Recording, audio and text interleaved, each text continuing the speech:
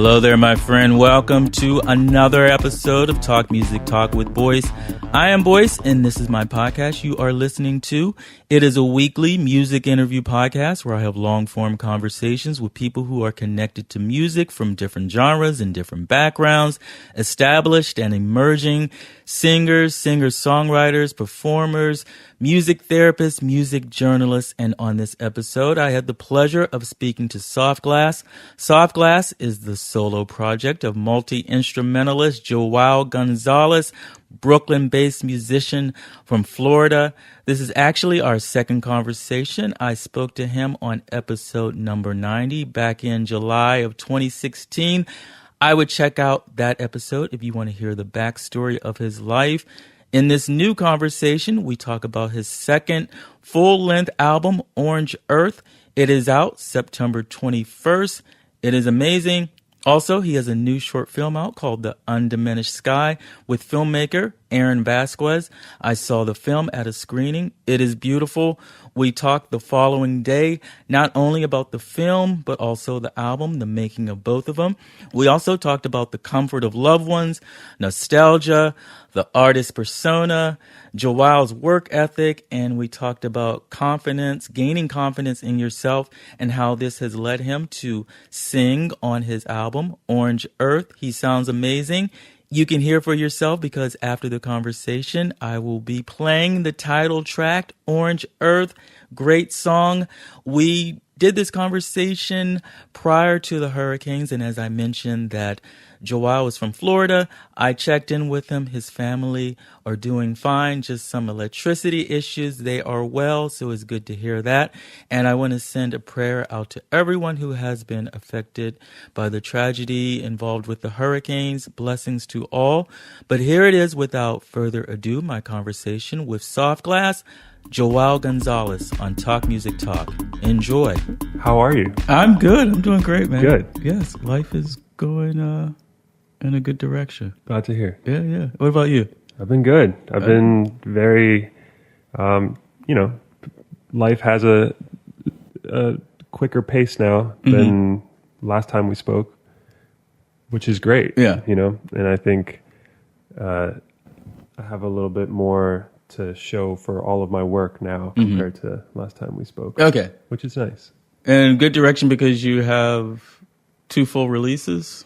Yeah, we have, when we last spoke, I was still working on my technically debut album, Late Bloom, and I was working on Chargo's album, and those are both out and done, and I've finished this new album, which comes out this month, and worked on a short film, so it's nice to, all of those months that we were working on stuff to have finally something tangible to show people. Like, hey, I wasn't just, hanging out. I was working. Promise I was working. Yeah.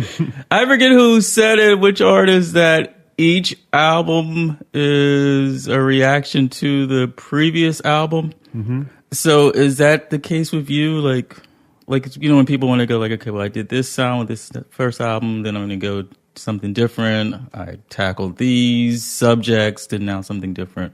Was that the case between Late Bloom and October Earth? Orange Earth. Why did I say October? I'm thinking October Sky. Yeah. But Orange Earth. Yeah. Okay. I think so. I don't think it was a conscious decision to, almost to spite the previous album by making something different, but it's definitely reactionary in the sense that, Late Bloom, it was an exercise in refining my skill set as a producer and as a songwriter, and Orange Earth was definitely, I was focused a lot more on the final product and the bigger picture instead of, focusing on the micro level of, I want to show off my production skills. This is way more, I feel like the scope is a little bit wider for this project.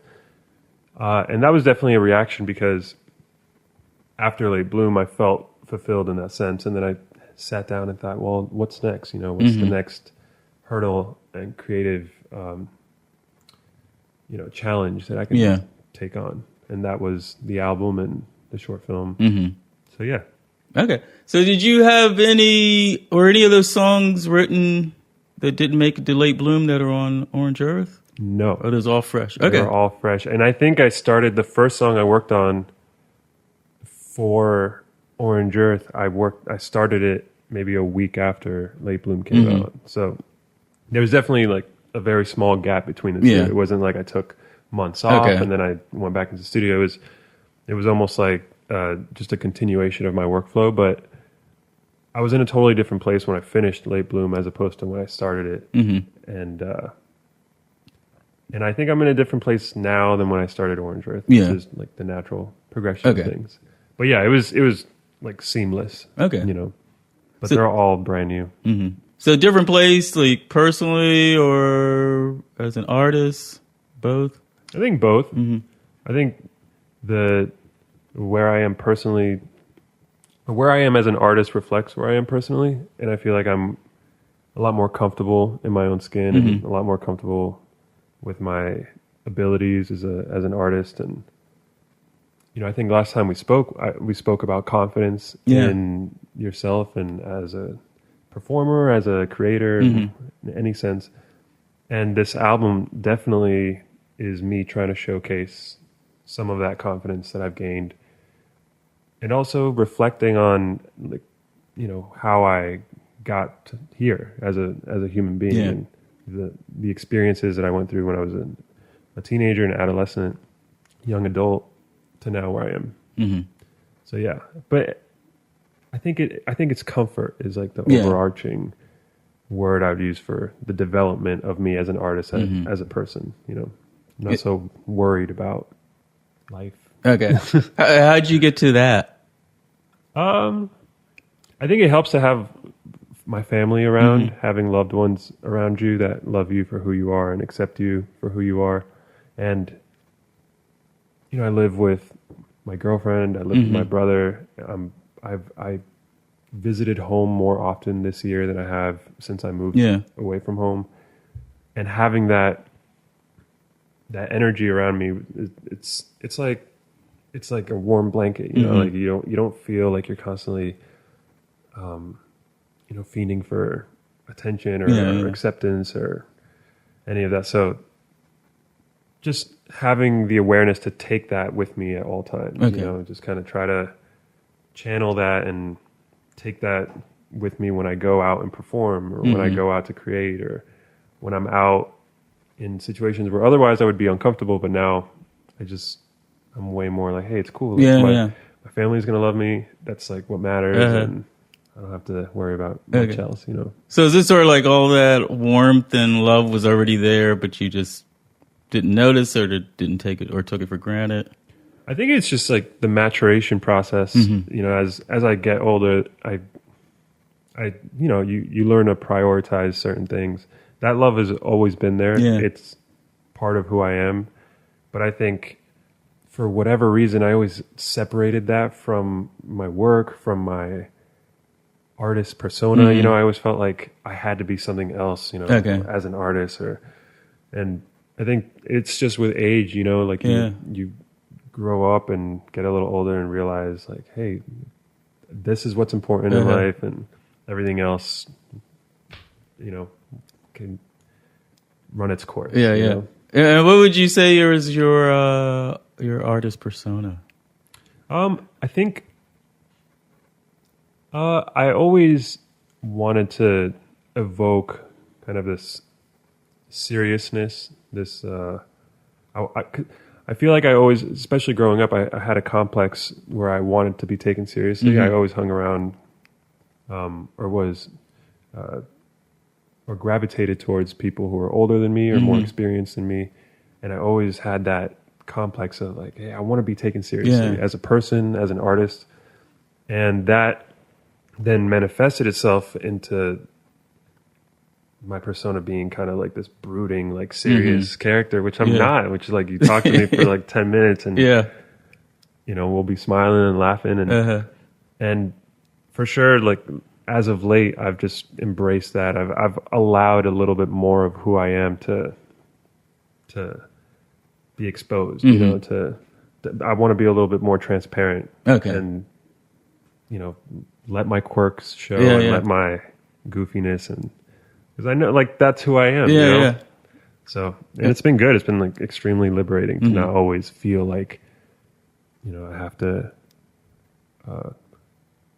to be this idea of what I think I should be or what I think people expect me to be. Okay. And does that play a part in like, I'm not going to release this song, let people see this song because it's not going to fit in with this serious me? I don't know if I was like making music and then retroactively being like, this doesn't fit the persona I want. I think while I was making music, I was channeling that persona, in a sense, or like, it's not like I wasn't being honest, but it's definitely, there was definitely a filter of like, am I going to get like clowned for this if I do this, or if I sing on this, or if it doesn't, or if it's at a certain tempo, will people not like, be able to connect to it? I don't know. And I think it sounds silly. It sounds so silly to say out loud. Yeah. But when you talk to other people, other artists, it's almost impossible to not think about how things are going to be perceived and received, Yeah.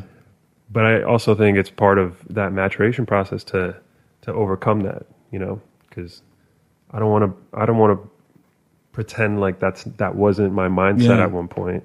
And it might still be to a certain degree, but yeah, I think shedding that has been part of this process of making this album. Okay.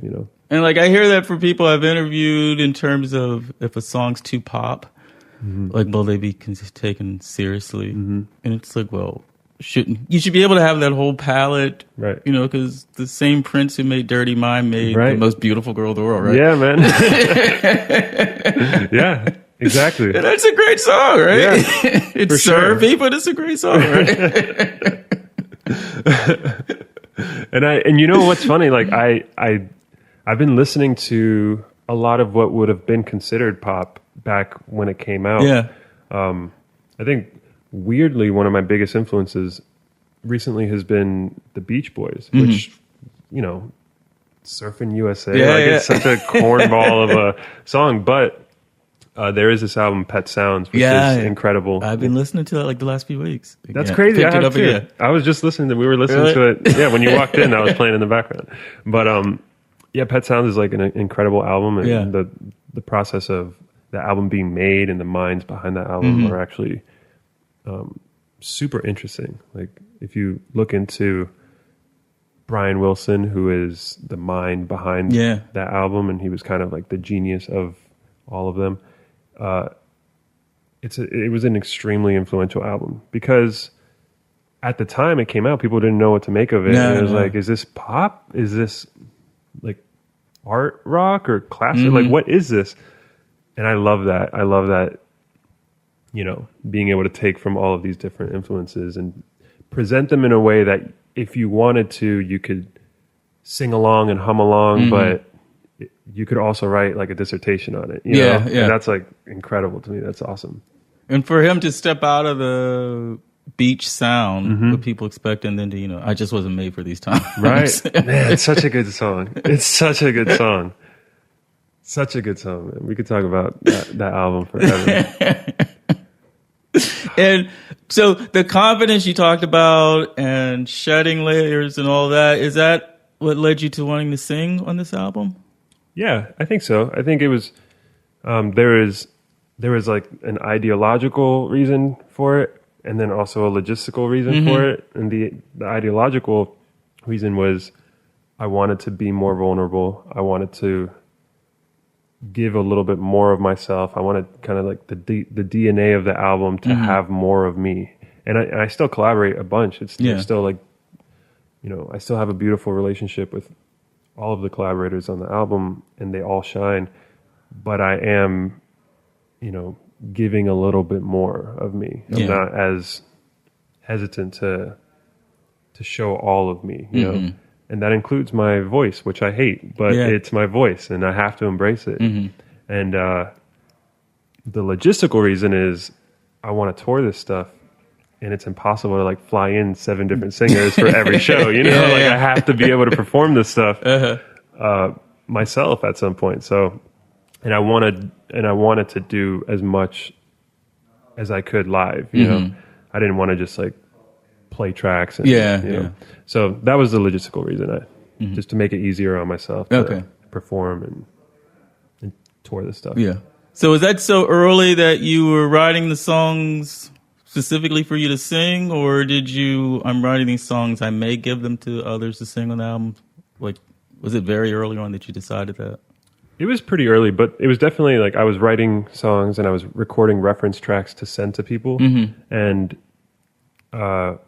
which is actually something I don't ever do. I don't ever send reference tracks, but because they were so personal, I was writing them, and I knew exactly how I wanted them to be sung, and so that was weird to me to be like, all right, well, I guess for the first time ever, I'm sending a reference vocal track. Yeah. And then that became, then I got used to hearing my own voice on the song. I was like, all right, maybe I should just keep my voice on it and like re-record it and like actually practice singing. Yeah.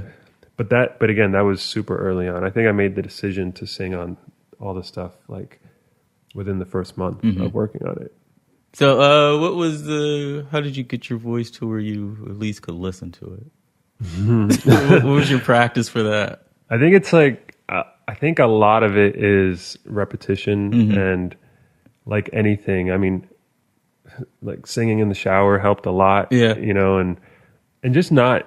Also, going back to what I was saying about family, like living with my family, basically living with my brother and my girlfriend, gives me a sense of, you know, comfort knowing that they could hear me screeching in my room, and I won't be embarrassed, you know, because they know me and like they're not going to judge me. And my girlfriend might judge me, but, but she'll just keep it real. She would be like, that doesn't sound good. You should probably you re-record that. But yeah, it was. I would just have to practice and, you know, fight because half of singing for me was allowing myself to sing like at full volume. You know what I mean? Like which. Then your vocal quality is a million times better than if I'm like whispering or trying to be quiet. So it's that confidence we're talking about. So I had to first gain that confidence. And now it's weird because I hear the songs and I hear the recordings. I'm like, all right, I'm like not completely weirded out by this anymore. Like, this is the song, you know, like, which is great, which is a really cool feeling.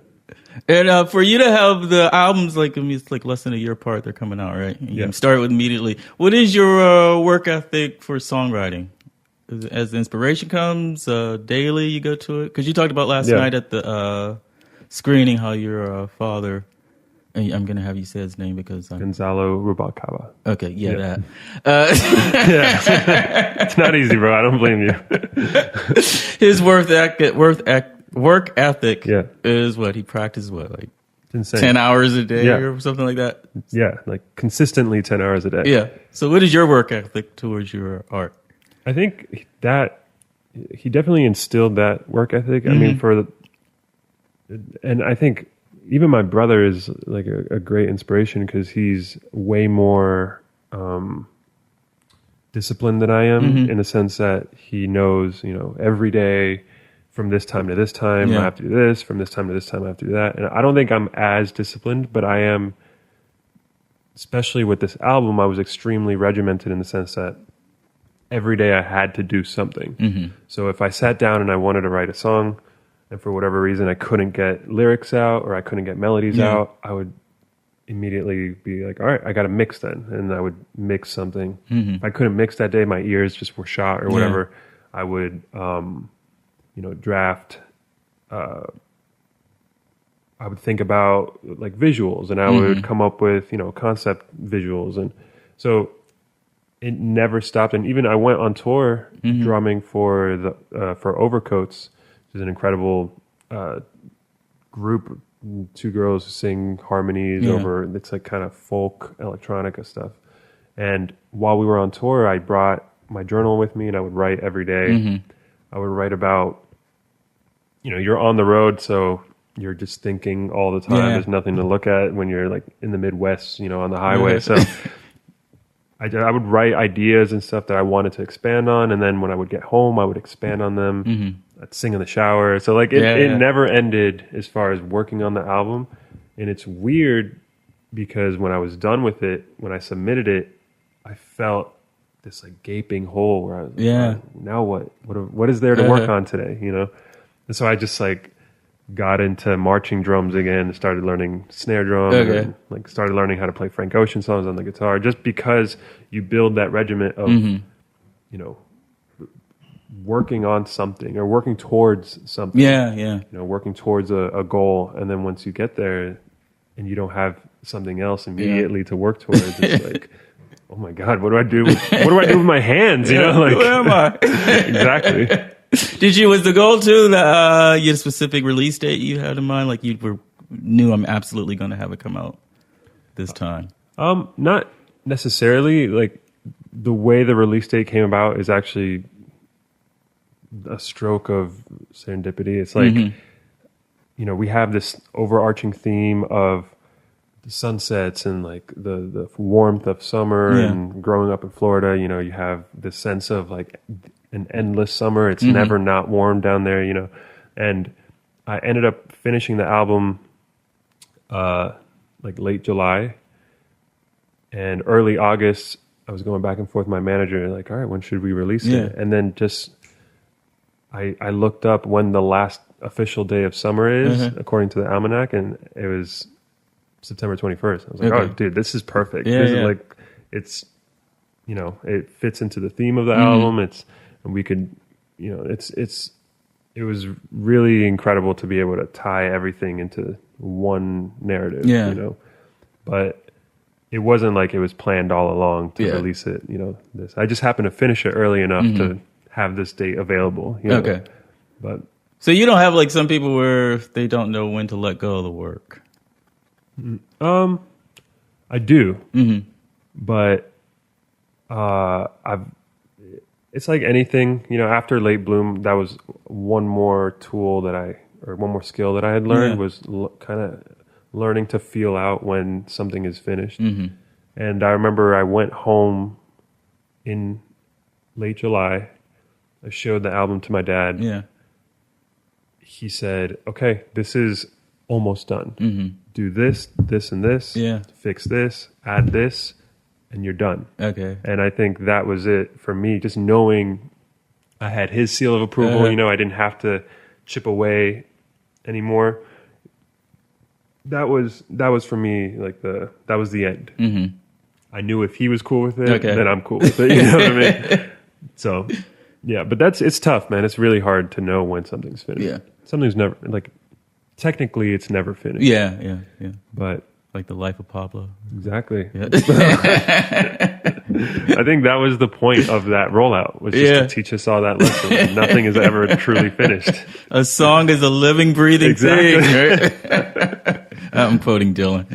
But, so was it hard showing your father, because you got the screening, and I think in our first interview you talked about how, you know, being in the shadow of someone who's such an amazing artist.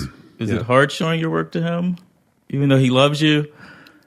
It's easier now, but it's still super hard just because I respect his opinion so much that it scares me, you know, because anything he says, I will take 100% to heart and I'll apply anything he tells me, any opinions he has, any advice he has, I'll immediately soak it in and apply it. And so it's really hard when you work on something by the time it was finished, I had worked on it the whole year. You know, I had started it in December of last year.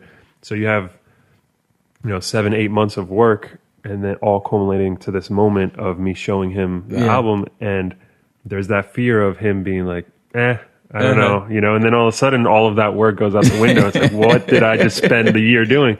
So that fear was definitely always in the back of my head. Actually, I didn't show him the album until the last day I was home. I kept putting it off every day. And it's so dumb because he wants nothing but the best for me. It's such an irrational fear, you know, but it is what it is. And we listened to it a couple times, and then he gave me incredible notes, and that was it. Like that was the end of working on the album, which was great. And what did he like about it, and what did he think could needed improvement or worked on? He's always stressed the importance of progression in a song, in an album, in a project, and the feeling of, you know, always going somewhere, always kind of, a song should always feel like it's like it has momentum in the sense that it's going forward, it's moving forward, it's moving upward, or downward, you know, but a sense of movement, a sense of, you know, purpose. And that's something he instilled in me very early, because, you know, early on, like we spoke, I was doing beats and I was doing, you know, more just production where I would just take a sample, loop it, put drums on it. And that was always his number one advice, was like, you know, expand on ideas, you know, evoke a feeling of, you know, purpose in whatever you do. And so that was something that he really liked. And it's something that I loved that he liked, because it was something that I was focused on. It was something that I absorbed immediately, you know. And it's always in the back of my head when I'm working on something, is like, is this stagnant, you know, or does it feel like we're going somewhere? Okay. And so he did appreciate the fact that, you know, I put that attention to that concept. And then on the flip side, there were some songs where he told me he felt like this could go somewhere else. So like the idea is good, but I feel like you're just like, the idea alone isn't enough. Okay. You know, to warrant it being a good song. Yeah. And so I went back and I expanded on some things, stripped some things down, created, you know, contrasts. And then another thing, he just had, you know, like harmony. He's a master of harmony and knowing how to harmonize things. Yeah. So he gave me some advice on how to harmonize certain things, how to harmonize certain things differently to evoke that feeling of, you know, purpose and change. And yeah, it was literally like, I went back, I applied what he told me, and then it was done. It's great to have a loving critic. It's amazing.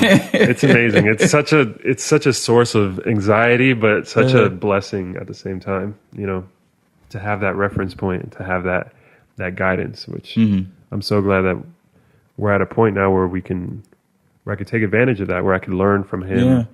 And I think he's happy because he sees that I'm extremely receptive to whatever advice he has for me. So it's good.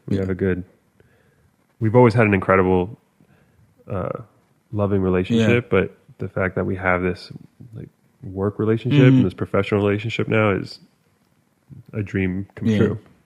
Does he give any notes on the lyrics, or is it more just the sound? The sound, like the theory, you know, but lyrics, he understands. Lyrics are extremely personal.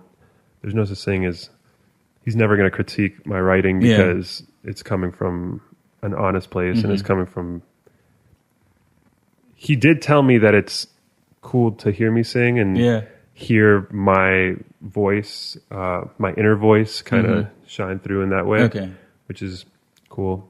Because I do want the writing to reflect how I think and how I speak and all of that. So. Did you have the themes? You just followed the muse in writing for the lyrics, or there was an intention? There was I think the theme of the album exposed itself pretty early to me. So while writing, that was something I was, pulling from constantly. And it's not like I picked a theme out of a hat and went with it. You know, this theme was extremely important to me because for whatever reason, I was thinking about the past constantly. I was like reminiscing about high school and like, you know, marching band and prom and all this stuff. And that made it extremely easy to go and write about this stuff because that's what I was thinking about anyway. So I didn't have to, there was no struggle as far as like figuring out where to write from or figuring out a perspective. It was just like what I was going through at the time.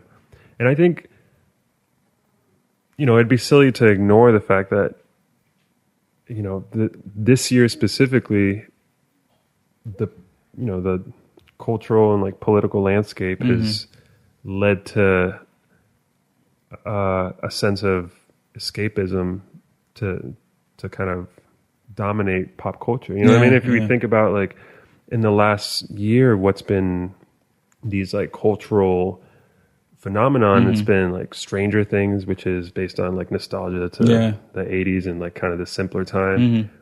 Like La La Land, which is like this ode to this like surrealist,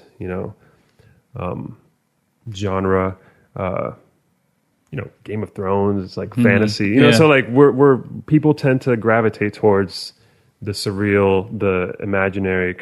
People don't really like to deal with reality right now, It's so hard. Yeah, it's so hard. And I was a victim to that. I've been a victim to that. And I think that's why I kind of retreated into this place of comfort, which is my home and my past, because I just didn't, dealing with the present right now is not the easiest thing in the world, So you're not normally a nostalgic person? I am, but I just don't think it ever, leaked out of me this way. Like I don't think I've ever embodied nostalgia. I don't think I've always been a daydreamer. I've always been, in my head in the clouds, but I don't think I've ever, like I went home and like dug up my yearbooks and stuff. And like I've never been prone to do that until this year. So I've taken I've exploited that to make music. And when did the film and all that come about for the album? At what point when you were making the album? It was super undiminished sky. Undiminished sky. Yeah. What's wrong with me? No, it's not you, man. Yeah, We're picking. No, we are picking extreme. We knew it was a mouthful when we picked the title. I've messed up the title. No, I messed up. It's all good. Orange Earth, Orange Sky. Good. I'm calling it October Sky. No, man, it's all good. October Sky is a great film, so I don't blame you. October Earth. That's the sequel. That's going to be the sequel. If we could cast Jake Gyllenhaal, I'm cool with that. Okay. Yeah. October Earth. October Sky. No. What was the question?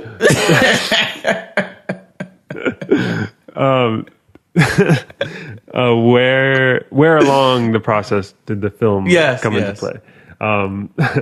By the way, tangent real quick, just so that I can finally talk, because I don't think I've really talked about it at all, but Orange Earth and The Undiminished Sky both come from the same poem, which is a poem I found like while doing research when I was thinking about the theme of the project. And so it's a poem by Pablo Neruda called Ode to Hope. And it's about the coastline and how the waves in the ocean kind of crash against the coastline and constantly change the coastline. But it's while the coast may change, it's still the same coast, And I interpret it as the waves are kind of these moments in your life that change you as a person. You'll forever be that person, but, day to day, hour to hour, wave by wave, you change. And so in the poem, there's a line about the sea foam, or the sea foam and the orange earth, which is the sand, constantly coming in contact, and there's this line about the undiminished sky kind of looking over this coastline. And so all of the themes and all of the titles for all the stuff that have to do with this project, we took from that poem. Okay. But the film, it was pretty early. Like it was, again, I started working on the album in December of 2016, and then early February or late January, I knew we had to shoot some stuff for it. And originally it was just going to be like promo visuals and stuff to kind of, not necessarily music videos, but just like visuals to pair with each song. And then it became something else the more we talked about it. And then when I realized we had the opportunity to go back to Florida to shoot, I've thought about how we could shoot at my high school and we could shoot in my hometown and the house I grew up in and all this stuff. So it was pretty parallel. Okay. And then as we edited the film, I was still working on writing the songs and So it was definitely like a parallel, Okay. advancement of both projects. Okay. And the co-director, Aaron Vazquez. Yes, great Yep. job with the film. Yeah. Did you already know a previously long relationship with him? Yeah, we've known each other for a while. Okay. We met at South by Southwest 2013, so about 4 years ago, and then we reconnected in New York in like 2014, so the next year. And we always worked on stuff, but like just like photography or a one-day shoot. Yeah. I would help him at a shoot, or he would come over, and then we became friends, and then eventually became good friends. And we always talked about doing something kind of more long form together. And then the opportunity came about to do this. And I thought of him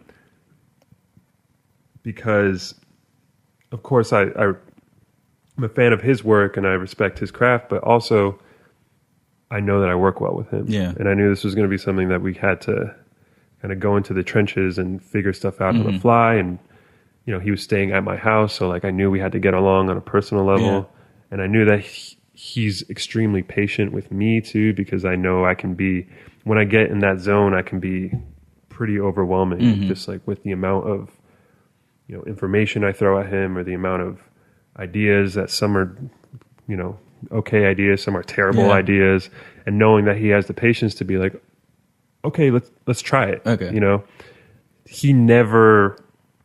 He was open to every and any idea I had on set before we went down.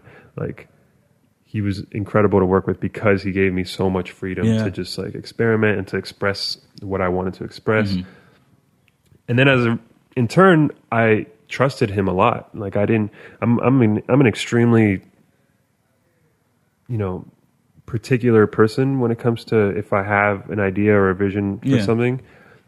And the fact that I trusted him enough to, let him make pretty huge decisions when it came to the film. Like, we would be setting up shots, and the fact that I'd be like, dude, I trust you. Like, set it up how you want. I'll get into the scene and just do my thing. And that was huge because I know I'm not easy to work with. Okay. in that sense, when it's something personal like that, when I'm working on someone else's project, I'm a totally different person. But if I'm working on my own stuff, I tend to be very jealous with my ideas, be very like protective over my vision for things. And he was great. Yeah. Like, he was a dream to work with. Yeah. But it's a credit to choosing the right people, because then what they can take what you do and make it even better, come up with things that you would have never come up with on your own. Yep. And exactly. so did you, for the film, it's what 17 films you said? 17 minutes about. Yep. And it seems like more like a tone poem. Mm-hmm. And so did you storyboard that, or like the sequence? Like, how did you know going into it? Going into it, I had a bunch of moments storyboarded, like, and down to the music, down to like the edit, down to the composition of the shots. I have the notebook full of like, or he might have it now, the notebook full of just drawings of me drawing out how I wanted certain shots composed, like me sitting on the roof playing guitar. Like, that was one of the first shots I thought of. We had the locations in mind. I knew I wanted to go to my high school and shoot on my football field. I knew I wanted to go to the parks I would go to play basketball. I knew I wanted to shoot in my house. And so we had a lot pre-planned. Yeah. But then we got there, and it's almost like we underestimated how beautiful things would be. And then we also underestimated, how hard it is and how long it takes to set up one shot. So a lot of times we would have this idea for the shot and realize like, oh, I don't know if this is possible. And so on the spot, we had to figure out another shot. Okay. But I think a lot of it was pre-planned, and then whatever was left was just in the moment, taking advantage of what we had, in front of us. And the shoot was what, 5-6 days? 6 days. Okay. Yep. And how long was the whole editing once you finished? That was another thing we underestimated. I think we finished, like, once we finished shooting, I had to I had to fly directly from Florida to DC because I was actually shooting like an NPR Tiny Desk show with overcoats. Okay. And so the day we wrapped, the following day, I went to DC, and I remember being in DC and being like, all right, bro, like once I get back to New York, we'll edit for like a week or two. You know what I mean? This should be out by next month. Yeah. We're good. This will be like a good primer for the album, which I should finish in like 2 months. Wrong. And so everything's on schedule. No. Yeah, exactly. We thought. And then we started editing, and like the sound, like we recorded some sound, all of the scenes where I'm playing the piano or playing the drums live. We recorded that sound, and then we got some like field recordings where we would just set the Zoom mic down and record, the trees and the birds and whatnot. Yeah. But we were editing and we realized, oh my God, we have like no sound for this. Like, what are we gonna do? So we had to like retroactively go back and record a lot of the sound. We had to do basically all of the sound design stuff from scratch. Like there was very little that we actually recorded on set. So that took a long time. And then editing, because it's tough. There's no dialogue, so we had to make sure that everything was tight, everything was purposeful. And we were conveying what we wanted to convey just through the images, which is something that in our heads we were like, oh yeah, it'll look pretty and we'll be good. But it was way harder. Yeah. So it took, we finished it a month ago. Okay. So it took 5 months. And what are your plans for the film? Is it going to be showing other places? Like, what do you have in store? We're going to screen it a couple more times. I think we'll do another screening in October here in New York. We're going to screen it in LA, hopefully before the end of the year. We're working on that now.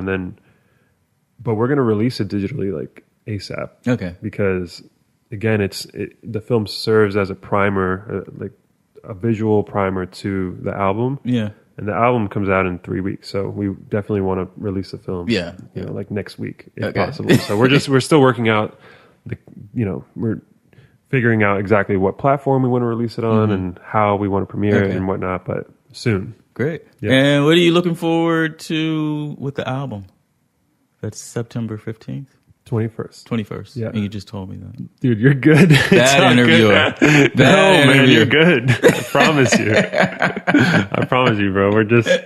We're still, recuperating from last night. Yeah.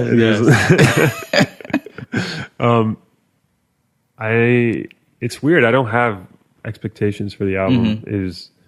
I think I'm just really happy with it, and I'm happy with the process. Like, it was such a fulfilling process. Late Bloom was a frustrating album to make. I felt like I was constantly, it was like an uphill battle. Like every song, every second of every song was just this like grind to get whatever was in my head out, into the world. So it was a super frustrating process to make that album. This album has been the opposite. Everything flowed so like effortlessly and organically. It was so much fun. I got to go and record a lot of the stuff, like all of the string stuff, there's like orchestral percussion stuff, and there's some wind stuff and piano and all this stuff. I got to record it all live in a church in Boston. Oh, really? Adam Strauss, who was doing front of house for Overcoats when we were on tour. We became good friends, and he's like this wizard. He's like an engineered wizard. Yeah. And he works at Northeastern in Boston, and he was like, hey man, I have access to this church that we use for events and stuff. You want to come for like a weekend and we can record? And so we just went into this church, locked ourselves in the church. We mic'd up the actual room so we could get the natural reverb of the church, and we recorded. And then the church itself had access to like marimbas and vibraphones and a cello, a grand piano, like all this stuff. And so we recorded as much as we could in those 3 days. So the process of making the album was like beautiful. It was so much fun. So looking forward to its release, it's like I don't have like I got what I wanted out of that process, you know, and I'm happy with the songs, and I'm a better artist on this side of making the album, you know, and that's all I really ever want. Yeah. So if people like it, that'd be dope. Yeah. It's a beautiful album, Thank dude. you, man. You should be proud. Thank you, man. Yeah. Appreciate it. And best place people to catch up online with you? Instagram, Twitter, you can hit me up. It's just Soft Glas, SOFTGLAS on both. And then the album will be out on Spotify and Apple Music and September 21st. 21st. Yep, you got it, bro. With authority. Yes, yes, I'm learning. I won't have to edit that in later.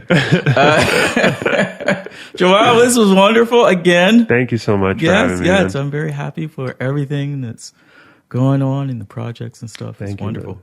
I told you this, the first interview we did was my favorite that I've done. Thank you. And this is up there, man. I appreciate you letting me ramble and Sure.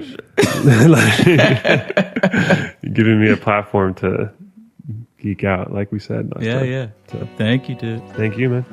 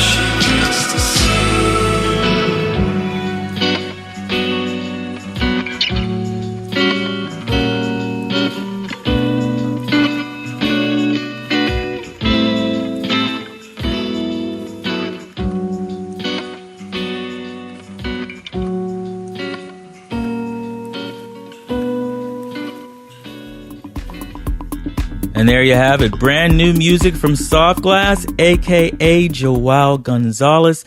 That is the title track from Orange Earth, out September 21st everywhere. Make sure you follow him on Instagram and Twitter. And don't forget, the Glass only has one S at the end. Of course, I will put the links in the show notes for you. I'm online at talkmusictalk.com for more podcast information and to stream every single episode of the podcast. I am also on Instagram at This Is Boyce, so follow me there. Couple of call to actions for you. If you enjoyed this episode with Soft Glas, please share it on social media, email it to a friend, leave a 5-star rating and or review wherever you are listening, especially on iTunes. This all helps to grow the TMT audience. And also download the free Talk Music Talk app, free for iPhone and Android, wherever you like to get your apps. Or you can subscribe to the podcast on iTunes, Google Play, Stitcher, just about everywhere. Just search for Talk Music Talk. You can also find the podcast on SoundCloud at soundcloud.com/This Is Boyce. All of the links in the show notes, of course. Thank you so much for listening. Till next time, and there will be a next time. This one's for you, Liz.